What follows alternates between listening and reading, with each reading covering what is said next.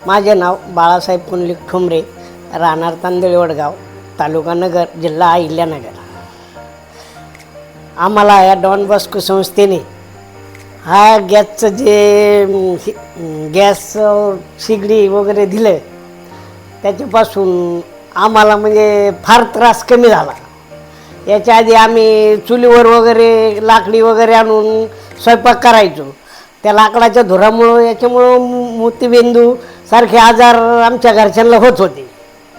त्या मोतीबिंदूचा बी आत्ता म्हणजे पूर्ण हेच प्रत्येक ठिकाणी नायनाट झाल्यासारखं झालं. याच्यापासून धूर नाही, काही नाही.